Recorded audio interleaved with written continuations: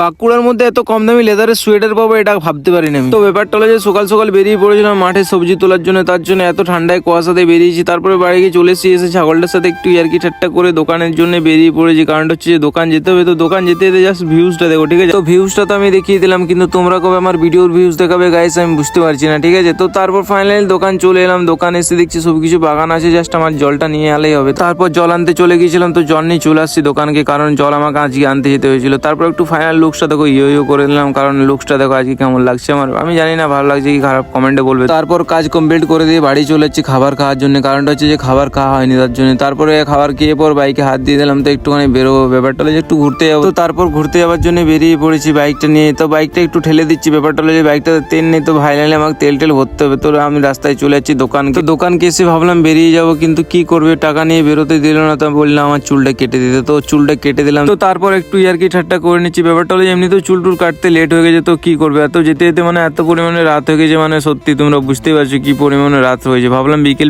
বেরোবো। তারপর online centre দিকে চলে যাচ্ছি। অনলাইন সেন্টার এসে দেখছি দাদাটা নেই, মানে কিরকম খারাপ লাগছে বুঝতে পারছো, মানে এক তো লেট হয়ে গেছে আবার নেই। তারপরে কখন যে চলে এলো বুঝতে পারলাম না। তো আমি একটু ইয়ে করে আমাকে টাকা দিতে হচ্ছে, বুঝতে পারছো, মানে টাকা আমি কি তুলবো, টাকা আমাকে দিতে হলো। তো তারপর হেলমেটটা নিয়ে নিচ্ছি, কারণটা হচ্ছে হেলমেটটা এখানে রাখা ছিল। তো দোকান থেকে বেরিয়ে যাচ্ছি। এরপর ভাইয়ের চায়ের দোকানে চলে এসেছি, বলছে চলো।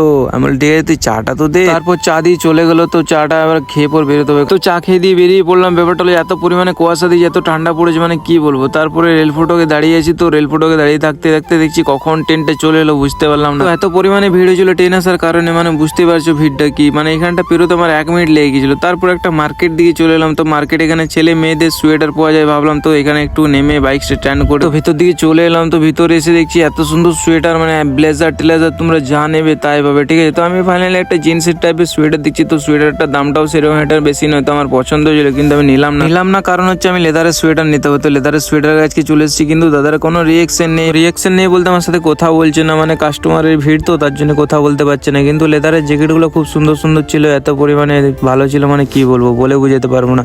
আর দামও সেরকম একটা বেশি নয়, কম দাম, তোমরা এসে নিতে পারো। তারপর বাইকের দিকে চলে যাচ্ছি। ব্যাপারটা হচ্ছে কারণ অনেকটা রাত হয়ে গেছে, তো বাড়ির দিকে যেতে হবে, কারণ আমি তো সোয়েটার নিয়ে নিয়েছি। তারপর বাইকে চেপে বললাম, কিন্তু আমি বাইকটা দেখিনি যে তেল নেই বলে, তো আমাকে তেল ভরার জন্য পেট্রোল পাম্পে যেতে হবে। তো পেট্রোল পাম্পে চলে এসেছি তেল ভরার জন্য, কারণটা হচ্ছে তেল ভরা হয়নি বাইকে। তো তেল ভরে বেরিয়ে যাচ্ছি বাইক নিয়ে, কারণটা হচ্ছে অনেক রাত হয়ে গেছে। তো নেক্সট ব্লগে দেখা হবে গাইস।